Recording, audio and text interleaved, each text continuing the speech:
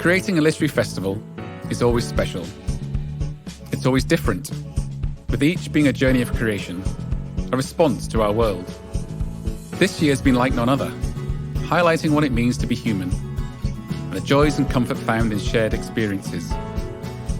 As readers, we turn to books to find solace, strength, inspiration and understanding.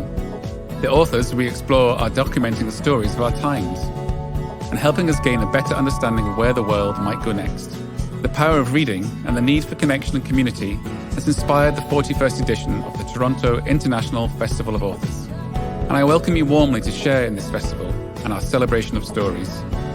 Buy a book, discover new ideas, and share them with friends. Dive into this year's festival and enjoy hundreds of virtual events. Consider donating to the festival, if you can, to help support our free program and to help us continue to support writers. Ask big questions and bring people together as we attempt to bring our new world into focus.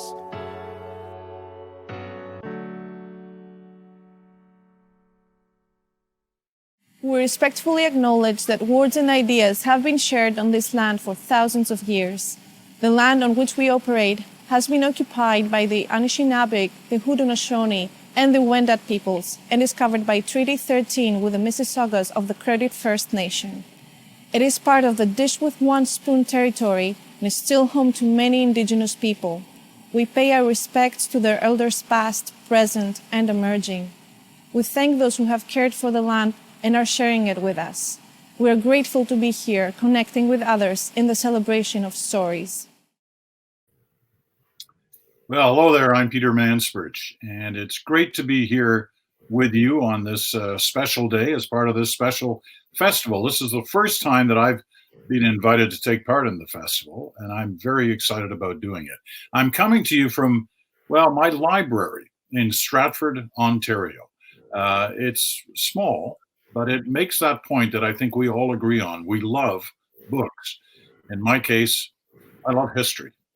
And I love reading about our history, especially. It could be about our Arctic explorations, of which I've read many, but mostly it's about our military history. And as a result of reading so many different books about our military history, I've got to know some fabulous Canadian authors. And today, one of them is going to be joining us. Let me tell you a little bit about him before I introduce you to him, because he's somebody I've had the opportunity to work with a number of times on television broadcasts in the past. His name is Tim Cook, and he is pretty much acknowledged these days as the premier Canadian military historian. But here's a little more about Tim. He's an historian at the Canadian War Museum. He's written 13 books, and you'll be amazed at that when you see him because he still looks like a kid. 13 books. He's won many awards, including the J.W. Defoe Prize, and he won the Charles Taylor Prize for Literacy and Nonfiction. In 2013, he received the Pierre Berton Award for popularizing Canadian history. He's also the two-time winner of the C.P. Stacey Prize for the most distinguished book in Canadian military history, and a three-time winner of the Ottawa Book Award. For his contributions to Canadian history, he's been named a member of the Royal Society of Canada and the Order of Canada. He lives in Ottawa. Tim joins us now, right here, for this special day here at the festival. And Tim, you know, as I said, 13 books. That's a lot of books. So you've got a system down pat in a sense. you know that a festival like this, there are a lot of prospective authors who are tuning in, people who've either started writing or want to write, and they go, oh my gosh, a book. How do you come to grips with writing a book? You know, you got to have an idea, you got to do some research, and you got to do some writing. But is it as simple as that? What goes into putting a book together? Well, thanks, Peter, and great to be back with you again on a stage of sorts, I guess. And what a thrill to be back here in Toronto at the festival. Yeah, writing is hard. I know you've done it, Peter. You've got a book coming out soon. There's no easy way to do it, and I think you need to be passionate about it. You need to care about your topic. You spend too many hours alone by yourself researching, reading, being in the archives, unless you're passionate about it. And I'm very lucky that I did find a topic very early in life that I was passionate about. That's our military history, Canadian military history, the stories of men and women. Peter, I know you've met so many of them in your time. When I speak to veterans, I like to listen. I like to hear their stories. Often you need to draw out their stories. They'll say to me, I never won the Military Cross. I never won the Victoria Cross, Tim. Well, but you served and you were on this Corvette, or you were in a Lancaster, or you were with the British Commonwealth Air Training Plan, or you were one of the 50,000 women who served. And each one has stories to tell, and their letters and their diaries are utterly unique. This is the stuff of history that I use in addition to the archival sources, but always to tell the story, always to let those Canadians speak, those who were killed in the war through their letters and diaries, those who survived but carried physical and sometimes mental wounds, and those who came back and built up the country. And so it's really been a journey for me, and one that I'm very lucky to work at the Canadian War Museum, and so that this is a part of both my work, but also, as people have pointed out, my leisure time, I suppose, as well. You know, there has to be that moment where you actually sit down at your laptop or your desktop, unless you write longhand. But at one point, you've got to actually start writing. Is there like a time of day that works for you where things are quiet around you, or does that bother you at all? Or is there something special about when you write? Yeah, I have three lovely daughters, Chloe, Emma, Paige. I think they're watching. They're fabulous. They keep me going. When I was younger, I used to write at night. I would write from about 7 till midnight, almost every single night. Kids came along. My life changed much for the better, and then I began to write in the morning because I work at the War Museum. That's my job. And I write weekends, and I write holidays, and I write on Easter, and I write on Christmas. And I read years ago, I think it was Mordecai Richler, who says you had to approach this like it was your job. You can't just write on the days when you feel like it. Otherwise, you'll never get it done. You need to grind it out. There are those great days of inspiration when you're writing and you look at that paragraph as it forms, as it seems to almost materialize out of the ether, I suppose. And you think that's pretty good. And then 3 days later, you'll go back and read it and you'll go, that's just not good. So I try to write 1,000 words a day, which is pretty ambitious. And I wouldn't want to tell you how many of those survive. Very few, but it comforts me to have that text there and those stories. And then there is that shaping process. As you know, there is no good writing without constant rewriting. And that's a process that just goes on and on and on. But you have to like it. And there is something quite special, for me at least, of sitting at a keyboard, my fingers poised and typing. And I guess I find it cathartic in some way. And you got to trust your editor. You can't take it personally. I learned that a long time ago. My dad, Terry Cook, who passed away, was a fabulous historian. My mother, Sharon, is a historian. My wife, Sarah, is a historian. So we're a house of history, and I grew up in history. And I learned that you need to be thick-skinned. That's not easy for young writers when you've written that sentence that you think is brilliant, that just flows, and someone says it's great, but it doesn't work. I have wept. I have saved those sentences in documents. I'm going to come back to it. You never come back to it. But you're right. You need to listen to the editor. Okay. That kind of sets the scene. So let's talk a little bit about the book. That's it over my shoulder here in my little library. Yeah, I've got a number of Tim books. I don't think I've got all 13 of your books, Tim, but I do have some of them. I want to, this is called The History of War. It's about the Second World War. There's a kind of subtitle to it as well, which we'll get to. But in terms of the general sense, you know, this is your third book on the World War II. Yeah. So this is it. This is The Fight for History, and it is over your shoulder, which is terrific. I read somewhere, Peter, that I should hold up my book so people can make that association. So I'm doing that. It is the fight for history, and titles matter. And why 3 books on the Second World War? Well, it's an epic story. 1.1 million Canadians served from 1939 to 1945. That's about 1 in 10 Canadians. An astonishing contribution from Canada in this very necessary war. And that was the title of my first book, The Necessary War. And between us, and I suppose those listening, I was only going to write 1 volume. I had written a 2-volume history on the First World War called At the Sharp End and Shock Troops, back to back in 2007, 2008. And I said, never again. It was too punishing. It took too much out of me. But as I was writing what was initially that first volume, The Necessary War, I just came across these incredible stories of service and sacrifice. And we know about Canadians defending North America, fighting in the Far East, in the Mediterranean, our naval contributions, 100,000 Canadians serving in the Royal Canadian Navy, 12,000 in the Merchant Navy, keeping open that lifeline to Britain in the Battle of the Atlantic, the massive contributions in the air war from the British Commonwealth Air Training Plan in Canada, where 131,000 airmen were trained, to the Fighter Command, defending Britain, and Bomber Command, fighting in Sicily, the Canadian Army, Dieppe before that, Hong Kong, Italy, D-Day. These are incredible stories. And as I was writing, I realized that they had to be told both in 2 volumes at the time, and then this 3rd volume. And this 3rd volume emerged out of those 2 books, which I thought was going to be the end of it, Peter. But as I traveled across the country and I spoke to Canadians, I heard 2 things from them. One, they said, thanks for writing these books.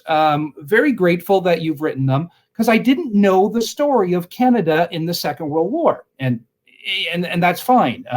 We grew up, for the most part, reading German histories and British histories and American histories. But one of the themes in the book is that we haven't done a great job in telling our story.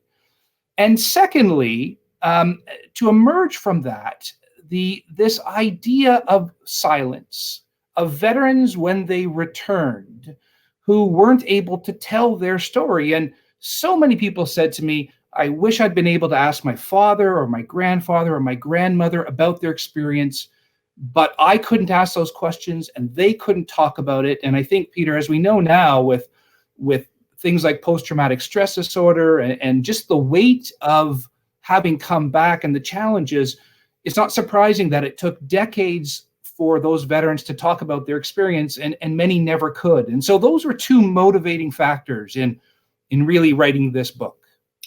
Well, it's understandable from the veteran side, that issue about not wanting to talk about it, but it's not so understanding from our side. You know, from my generation, the generations that came after me, about the generation before me. Yeah, we didn't want to know more. This had been such a defining moment of the country's history, of that generation's history, and yet we weren't asking questions. We weren't talking about it, and in some cases, our schools weren't teaching about it.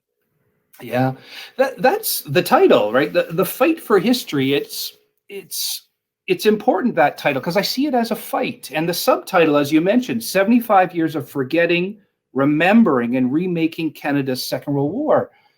And I wondered about that forgetting. I mean, what I had just mentioned, the incredible contributions of Canada at home and overseas. Why wasn't the Second World War a more central part to our history? And I wanted to know that. Why didn't we talk about the Second World War like we talk about the Great War? I mean, that's a war. You and I were at Vimy for the 100th anniversary, incredible event. We talk about Vimy in a way of how it changed our country. And Vimy is really shorthand for the Great War itself. If we think of commemoration, think of our Remembrance Day coming up soon. That emerges from the Great War. The Poppy, John McCrae, 2 minutes of silence, thousands of memorials across this country. And yet, it isn't the same for the Second World War. And that too was a question of why didn't we do a better job in telling our story? And that's the fight for history. And as you've mentioned, we didn't do a very good job in telling that story. I talk about in the book the first generation of journalists who were overseas, who came back and they wrote bestsellers, and then we almost stopped. And we didn't build those memorials, and we didn't write the history books. And why is that? Well, part of it is that we were moving forward. We're very lucky. You're a generation older than I am. You've walked the earth a little longer, to have benefited from the Second World War. And I don't mean war is good, but war fundamentally changed us. With Europe in ruins in 1945, Canada emerged as a wealthy nation. We were much more tied to the American economy. There was a stronger sense of Canadian nationalism. 1 million veterans came back. We built up our cities. There were jobs, the baby boom. All of this comes out of the war, and we become a very different country. We were looking forward, but not backwards. And that's the story. We rapidly forgot the war until, as you mentioned, I think by the 50s and 60s, not only had we forgotten it, but we simply were not telling our story. And that's what I tried to capture in the book. You know, one of the ways you've captured it, as you mentioned a moment ago, is through some of the stories that you found, in your research, whether it was in libraries or old letters or families passing things down. And I find that interesting because, the veterans came back, they wrote things down, or they had written letters home, and they got kind of bundled up and put in the attic or wherever, and nobody found them or talked about them. No. And that group of veterans, many of whom have left us now, but left, and it was their kids and grandkids who found these, yeah, and started telling these stories, yeah, which was a way that history does, in a sense, finally shine through. Like Bob Woodward likes to talk about, the truth always comes out. Well, yeah. the stories tend to come out, maybe not through the mouths and the words of the veterans themselves, but through their descendants. Yeah, it took time. And I think we know that it takes time for history to emerge. And, it's one of those questions, when does history begin? Well, technically 1 second ago, I guess, but not in the writing of history, not in understanding history, the making of meaning, I think. There's always a period after war, and I'll just focus on war here, of when we are struggling to understand what has happened. And think of Afghanistan, for instance, when end of combat operations in 2011, end of training in 2014, where we're still, I think, struggling to make meaning of that. And in Ottawa, a new memorial, a monument will be built in 2023 or 24. So that's quite a while after, if you were a Canadian Forces member who served in 2002 or 2003. And so it does take time. One of the things that struck me, though, in the book is, why didn't the Second World War have a stronger hold on our imagination? With 1 million veterans from that war who survived, with about still 500,000 from the Great War, there were an awful lot of veterans in our country. Peter, you must have met them all through your working career. You would have known them. I had a grandfather who served in Bomber Command. And yet Canadians never saw themselves as a country filled with veterans. I mean, we, in the 60s and 70s, if we ever thought about military history, it was through peacekeeping. And I'm very proud of our peacekeeping history.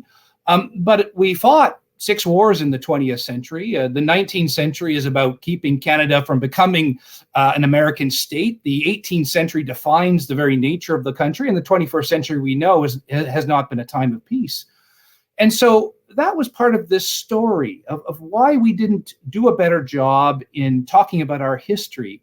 And one of the things that really struck me was our failure to tell our story through history books and novels, and to build those unique World War II memorials, and even to produce films and documentaries. And I'm not naive. I don't think we don't have Steven Spielberg in Canada, and we don't have the tens of millions to create a film, but we didn't do a very good job in telling our story. And I think that's what I wanted to get at in the book, partially because veterans had been telling me that. When I would speak to veterans, they'd say, why is it that the Great War, the First World War, has such a commanding hold on our imagination, but not the war against Hitler and the Nazis and the fascists. Again, it doesn't mean that nobody knew about it. Certainly you would, I would, many who are listening here, many Canadians, and yet it wasn't a touchstone in our history, was it? And I think that's at the core of the book, is to try to understand that until quite recently. I do think we've done a better job over the last 25 years or so. Let me pick up on a couple of points you made before I ask you to read an excerpt from your book. We don't have a Steven Spielberg by name, but we have a lot of people who are as talented. Yep. What we don't have are the networks or the film production companies that are willing to spend that kind of money on doing this particular kind of subject. Yeah. And I think that links back to some of the things you're talking about in terms of not remembering, kind of forgetting our past. And one of the ways that's happened touches once again on something you said a moment ago, which was in the First World War, after the First World War, we spent as a country a lot of money on putting monuments in every town and village, from sea to sea to sea, and they're still there. They're still standing there, and we'll gather around them, at least socially distant on Remembrance Day in another couple of weeks. Those monuments weren't paid for by governments. No. They were paid for by people like you and me. People gave money to build a monument in their town. That didn't happen after the Second World War. Some were updated with names and honor rolls. You talked about Vimy Ridge, an incredible monument that took almost 20 years to build. The architect Allward, who built the monument here in Stratford too. But the Vimy Ridge Monument, opened by the King. Well, Peter, we were there in 2017, and it was such an epic event, wasn't it? Sure. 25,000 Canadians who went. And I remember you and we were sitting, it was such a hot day, and we were looking out, but just to see 25,000 Canadians at the Vimy Memorial to mark the 100th anniversary. And we later knew, we could see all those young people. We later learned 12,000 were high school students. They had paid for themselves to go. And you and I had said on air, what other event would draw 25,000 Canadians thousands of kilometers away from their homes to a place grounded in history? And Vimy has that profound impact. And we had said at the time, I remember this discussion, why wasn't there a similar memorial at Dieppe or Juneau? Now, the Juneau Beach Center was erected in 2003, and I'll talk about that in a bit. But it goes back to 1945, and I talk about this in the book, where I was reading the archival records, and I found this amazing story. The Second World War veterans came back to Canada, and they said, we accept Remembrance Day on November 11th. It's cold. Maybe it should be the 6th of June or the 8th of May or the 15th of August. Those dates should resonate with people listening. But the problem, of course, is there was no one date to pick to move Remembrance Day. And so they say, we accept that. We accept the poppy. We accept 2 minutes of silence. What we want, the Second World War veterans said, was a new national memorial in Ottawa. And the downtown memorial is a very powerful memorial, but you've been there on many Remembrance Days, Peter, I know. It's 22 Great War figures marching through the response. Vernon March was the architect, and he died in 1930, and I think 6 siblings took over. But the veterans said it's too much linked to the Great War. And there's this debate in Canada about building a new national monument, and it would go where the National Art Gallery is today, on Nepean Point, overlooking the Ottawa River. And I talk about this in the book because the veterans really wanted this, and the government of the day, Mackenzie King's government, which had seen Canada through the war, simply decided that they would not build another memorial. And then I come back to this. It's an amazing story. 1955, so 10 years later, the veterans again returned to this, now with the Saint Laurent government, and then later the Diefenbaker government, to build a new national monument. And in the book, I have an image of what it would have looked like, and it was killed in the 1960s. And imagine if there had been a new national memorial built to the Second World War. I think we would have a very different sense of the war in our history. That isn't to say, again, we don't know about it. As you rightly said, when veterans came back, we added the names of the fallen onto the existing cenotaphs, but many of those have the names of Great War battlefields, and some of them even figures on them. And so what Canadians did in 1945 is they built memorials, but they built utilitarian ones. They built hockey arenas and libraries and gardens. But the problem there is that they weren't sacred places. You didn't gather on Remembrance Day in the library. You still went to your local memorial.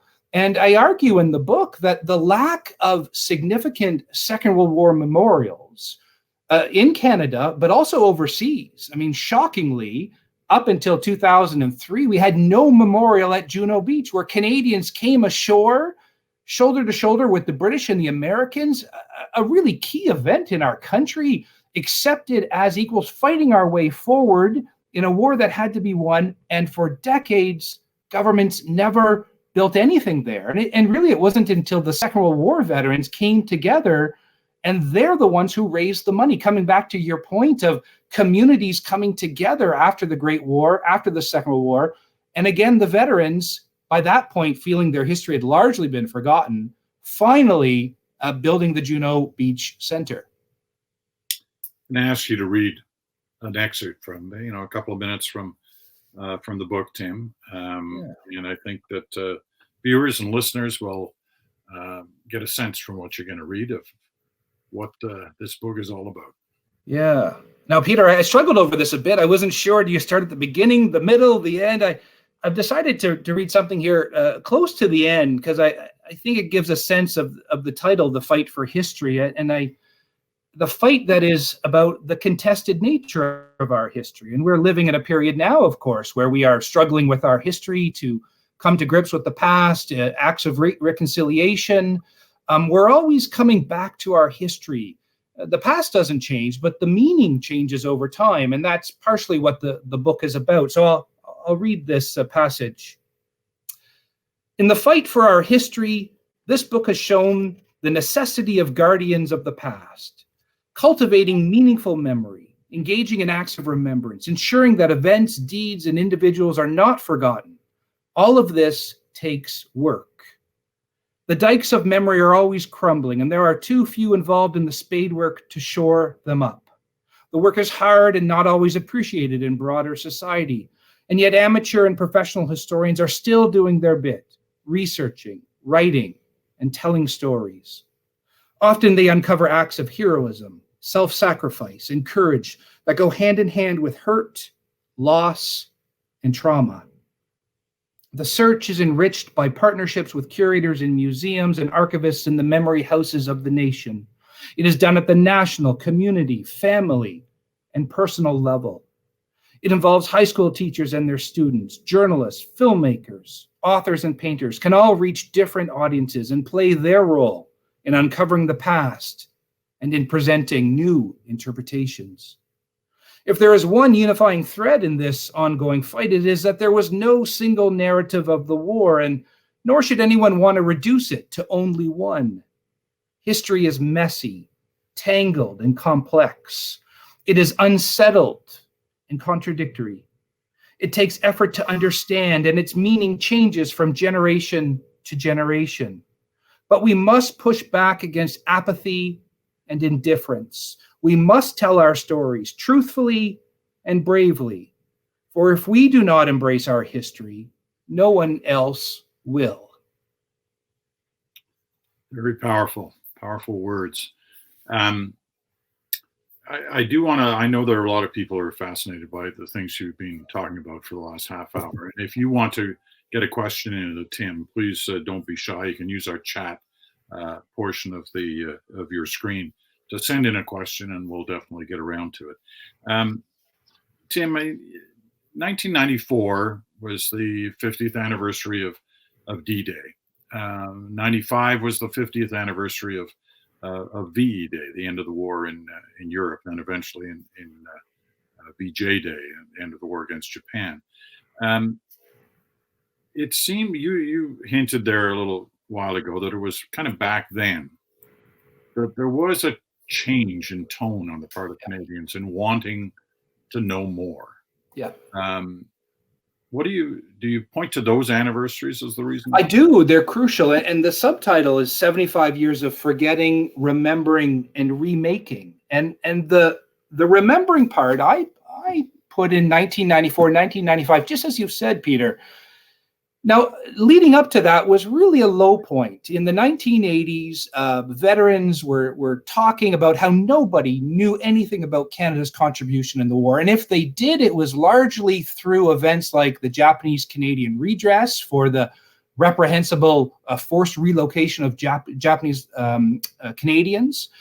It was through the Merchant Navy, which had braved the gauntlet of U-boats and had taken horrendous casualties, and they had to fight for their veteran status.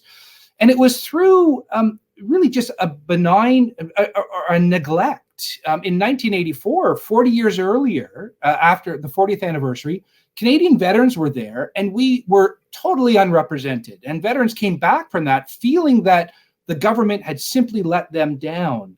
And then, of course, in 1992, there was the Valor and the Horror, probably the low point for many veterans in seeing their history depicted as disgrace and defeat. There were many stories that could have been told about the Second World War, but those films really focused on defeat. And so veterans who I've talked to, and I've read memoirs and letters, and I've read the veterans' newspapers and other publications, they expected nothing from 1994. But thousands of veterans went back. And Peter, I know you were there with CBC and Jack Granatstein, both in 1994 and 95. And they just changed things completely. And maybe I shouldn't be talking about this. I've written about it. You're in the book, as are others. But really a key event with our major broadcasters, CBC, CTV, French networks there, broadcasting over several days the wild celebrations where these aged Canadian warriors were welcomed back by the French, who aren't always terribly generous to other nations, and certainly weren't leading up to that with questions of NATO and other elements in the 60s and 70s. But here they were welcoming back, cheering these veterans. And the same thing happened even greater the next year by the Dutch. They had not forgotten. And that's a change point. And Peter, I know you were there. It must have been astonishing for you to be a part of that. Well, you mentioned two things that touched close to home for me.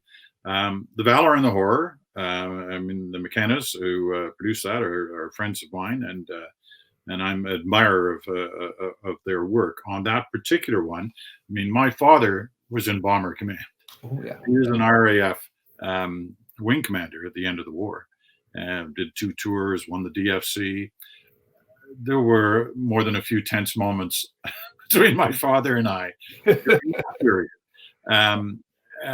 But on the time of the actual shows in 94 and 95, the thing that impressed me most, and I think it was after the 94 one, I got thousands of letters back when letters were the way you talked as opposed to email. And they were written mostly by young people who wrote to say they'd watch, because we did a lot. I think we did like 20 hours of live broadcasting over a couple of days for that. And they wrote about how they knew nothing about this part of our history. Yeah. They'd never heard of Juno Beach. Yeah. They didn't know we were involved. You kind of touched on this before, because so much of the popular history through movies is mainly about the Americans. Yeah. It's not about the Americans, it's about the British. Yeah. And they tended to forget back then, not so much now, but back then, that Canada was very much involved as a separate nation, its own beach, did extremely well on that day in terms of moving inland, further, I think, than any of the other forces. But that's what struck me. And that was a failure on all our parts, but on, I remember long into the night, your friend and mine, Jack Granatstein, not arguing, but discussing this issue of why it wasn't in the schools. Why did they not have that as part of their high school history of the country? And Jack had his own particular feelings about that as to why. But what do you say? Like, why? Well, I talk about it in the book, and so I see that as a sea change, where, as you said, and I've read about this in our newspaper accounts and talking to veterans and their organizations. They were shocked. They were shocked that Canadians had woken up. And in my reading there, I used the word apathy. I think that's probably it, that we simply had done a very poor job in talking about our history. And I think, as you say, Peter, in teaching it, we had moved away from telling national stories, and we had degenerated into all of the little bits. Now, as you know from my other books, I see myself as a social military historian. My last book, The Secret History of Soldiers, is a cultural history.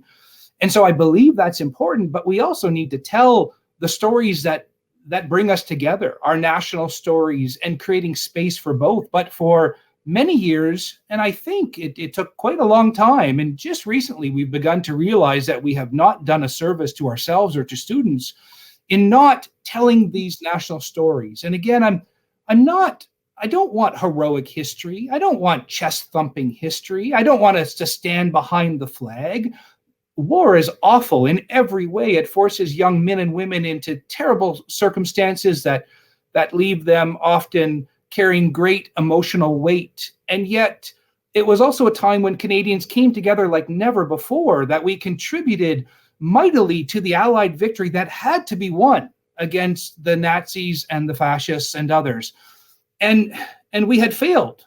We had failed generations in telling these stories. And I think if the remaking part of the subtitle is really about over the last 25 years, where I think we have done a better job, where we have created a space for veterans to talk, where Historic or the Dominion Institute has engaged in mass oral histories, and this is across the country, veterans who felt comfortable going back into schools, better history books, and more of them. We still need to do better work in the history we present on television, but even there I see some improvements. So the Canadian War Museum, where I'm very lucky to work, Juno Beach Center. So I see things changing, but sadly, it is now when we are down to fewer than 30,000 Second World War veterans, and their average age is about 95 years or older. And we are soon coming to a point where we will have no one left, these eyewitnesses to history. And I wonder again, what will that do in the cycle of memory and commemoration and remembrance? And I remember when John Babcock passed away in 2010, he was, as you remember, the last Great War veteran from Canada. People said to me, what will happen to the Great War? Will it simply fade away? And I thought, no. I thought, I'm a historian. I'm more comfortable looking backwards than forwards. But I thought there were enough Canadians who have a genealogical link, their own family history. You just mentioned your father. My grandfather served in the Second World War. There must be millions and millions of Canadians with a link to someone who served in the two world wars. And I think of other conflicts as well. And I think they are often very powerful in keeping the memory alive. And so something will happen. In the next 5 or 10 years, we will lose most of our Second World War veterans. And I wonder at that point, what will that do to us as a society? I offer some thoughts in the book, but I'm not sure. I think this is a story of forgetting and remembering and remaking, but we continually return to our history time and time again and remake it with each generation. And I wonder about the next one. What are the tools that we will pass on to them to help them make meaningful memories and to understand the importance of our contributions, in this case in the Second World War, but in the past writ large? Okay, I asked for questions, and questions have been coming in, so we'll get to them. I will say that my dad was in WW2, my granddad was in WW1, and he was at Vimy Ridge, as a matter of fact. Yeah. All right, here's some questions. Why did successive Canadian governments refuse to build a World War II memorial? Yeah, I talk about that in the book. And as we were mentioning earlier, the fascinating story of the veterans coming back in 1945, and then again in the 50s and 60s. And I've seen the archival files. I mean, this was going to be built. And then something changed. It was announced by the Pearson government in 1963. And there was significant kickback from Canadians who said, why would you build a World War II memorial now? It makes no sense. The veterans through the Royal Canadian Legion were quite hurt by this, and they tried to push forward. Now, you'll remember something else was happening in 1963, and that was the Great Flag Debate. And veterans organizations came out on keeping our red ensign. They had fought under it in 2 world wars. And so there was quite a lot of bad blood between the organized veterans groups and the Pearson government. And Pearson, you'll remember, was a Great War veteran too, and he faced down his veterans. The World War II memorial, I don't want to give away the full story because there's a great book, folks, that you might want to purchase. But that memorial was killed. And it wasn't until the 80s, you'll remember, 1982, where the date 1939-45 was put on our national memorial. Up to that point, there was no national memorial. The veterans and their organizations refused to accept that memorial, and I mentioned that. I guess I'll offer one thought to those of you listening is, the place of the good war, as it's often called in the United States, in American society, is really prominent, and it has been pushed there by Saving Private Ryan and Band of Brothers, the World War II Museum, various Tom Hanks and Spielberg productions. It's really prominent. But even in the United States, I think it's 2004 when their World War II memorial was unveiled. And I'm not suggesting here we need to build a World War II memorial, but we are in a period where we are building memorials. And is it too late? Is this something we would like to do? Is this a conversation that we should have? I'll leave it there. I will say that in the book and in the research, the lack of a memorial after the war and really for decades, I think really hindered the ability of Canadians to understand the full, and I'll even say it, epic impact of what we had done during the Second World War. There was also, especially through the 60s and the 70s to a degree as well, there was this fear that monuments, even talking about these things, were a kind of glorification of war. And we had to back off from that. Right. And we shouldn't be talking about it and memorializing it in that way. Yeah, I think that's part of the story. I think, and I talk about this, the 60s and 70s, where we simply weren't interested. And in fact, many veterans were not interested as well in telling these stories. And again, just to come back and to say, I don't want people to misunderstand the book. I believe war is horrible in every way, and that forcing people into war is a grim act, and one that we must take with tremendous understanding of what we hope to achieve and the consequences. But if ever there was a war that had to be fought, it was the Second World War, the necessary war. And then to have so quickly forgotten it after it fundamentally changed us is odd. And I think when historians, maybe to come back to your first question, Peter, because I think we're getting late in the time here, what motivates you to write a book? Well, for the Vimy book, it was, why does Vimy still resonate with us 100 years later? What are the ways that we make meaning around it? And for one of my other books, A Secret History of Soldiers, I wanted to know, how did soldiers cope and endure, and how did they survive?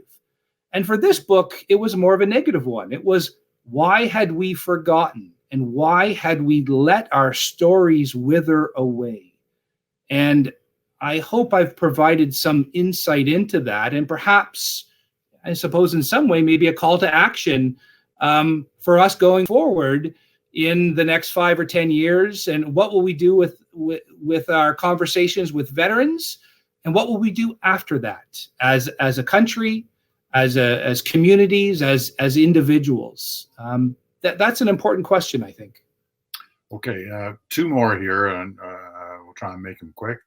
What do most Canadians know least about World War II? I was thinking 1st Canadian Armored Brigade and Frank Worthington. Would you agree? Well, those are fascinating stories. I think it'd be fair to say that most Canadians don't know a lot about the Second World War. I think we have a sense perhaps of D-Day and Dieppe. I think most Canadians have no understanding that we had 100,000 sailors who were involved in the Battle of the Atlantic, the longest running campaign of the war, absolutely crucial for keeping Britain in the war. And Canadians were involved in that. I think if we think of a land campaign, the most important, I mean, D-Day is has to be there.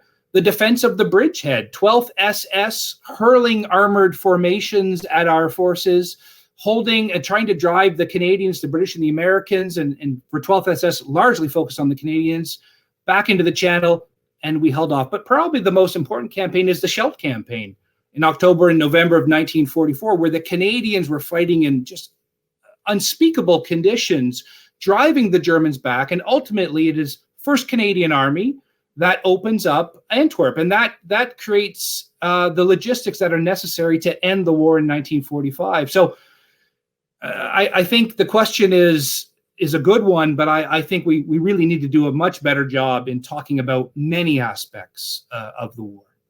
You know, you mentioned the 12th SS and its commander, a fellow by the name of Kurt Meyer, who ended up being put on trial for war crimes. And war crimes they were. I mean, he murdered, executed, assassinated Canadian prisoners of war in, what was it, l'Abbaye d'Ardenne. Yeah, l'Abbaye d'Ardenne. Yeah, I've been there a couple of times, and in a little back garden where he shot these Canadian kids. Anyway, the Kurt Meyer story is a great one, and it's in the book in quite some detail. So we won't take that away. You should read it. It's a great story. Here's another one. How do you feel? Now this is interesting. How do you feel about the American musical Hamilton? I don't know whether you've seen it, Tim. I have. I have, yeah. Remarkable. Do you think that musicals would be a good way to remember Canada's history, given Hamilton's popularity?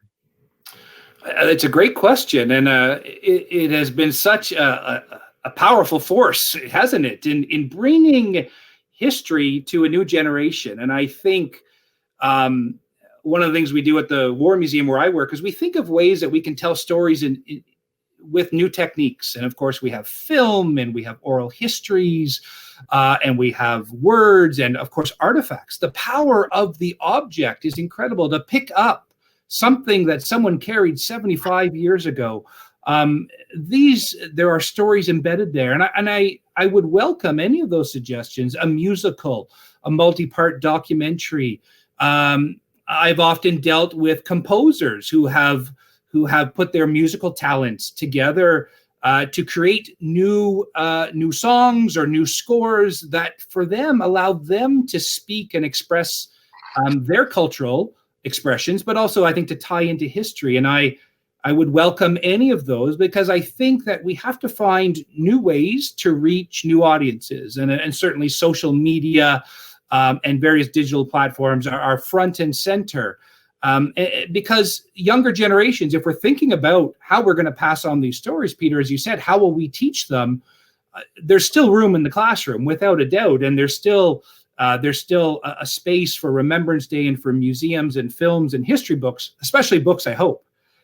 But we need also to think in other ways and other ways to reach those people. And so something like Hamilton, well, I'm probably not the guy to write it, but I hope someone listening might be. Because it's such a great tool. First of all, it's an extremely entertaining musical. But secondly, and most importantly, is it's about their history, and it's a vehicle into their history that many Americans never would have gotten into if it hadn't been for the talents of those who wrote that musical. So listen, Tim, have you started working on Volume 4 yet? I am working on a new book. Yeah, I'm returning to the Great War.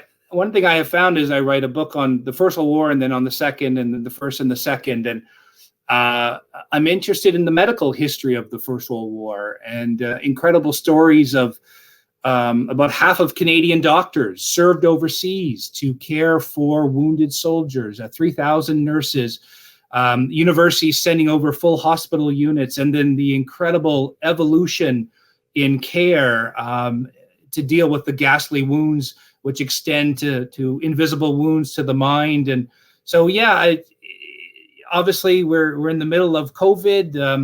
The 1918-1919 pandemic was so devastating, and yet our medical services, doctors and nurses in uniform, really do play a key role more than 100 years ago in keeping people alive. And so that is something that interests me at the moment. And I'm reading the letters and the diaries, both of the soldiers and those who are wounded, but also those taking care of them. And again, the power of those words, those eyewitnesses to history.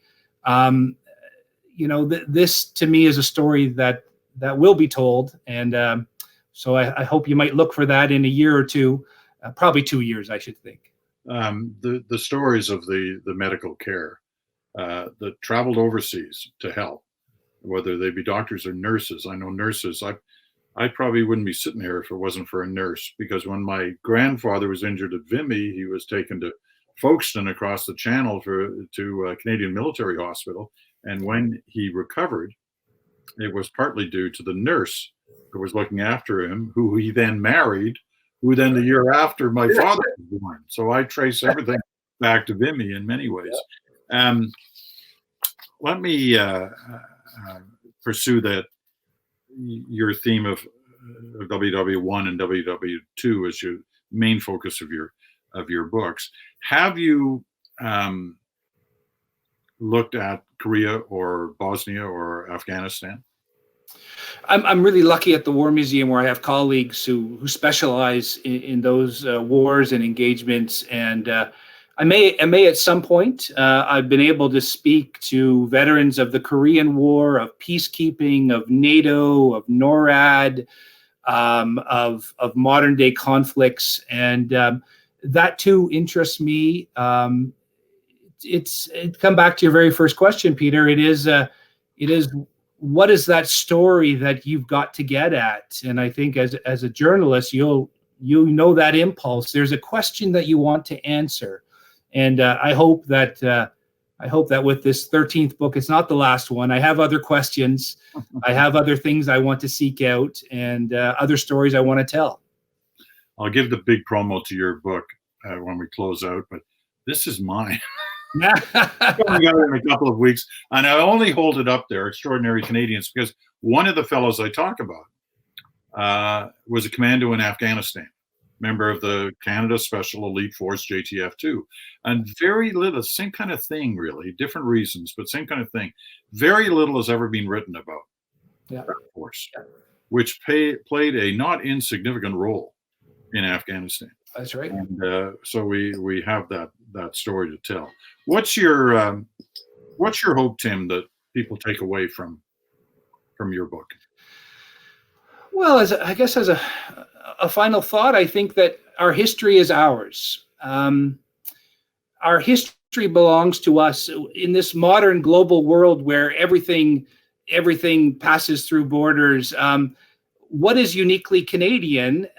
Part of it is our past, our shared past, for good and for ill.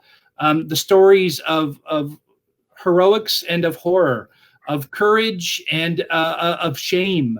And we need to tell them. We need to embrace them. And these are our stories. And I guess as a final thought, if we don't tell them, no one else will. Don't expect the Americans or the British or the French or the Germans to tell our stories. That just isn't going to happen. So it's incumbent upon us to tell the stories, and I think to embrace them, and I suppose to pass them on to future generations. You know, you and I are both honored to have been at Vimy and to be a part of telling that story. And we've had this discussion before about what role did Vimy really play in defining us as a nation? Because, as you know, there are those who think that the country was actually born on that battlefield in 1917, 50 years after Confederation. Many others dismiss that, but it's a nice piece of discussion and debate.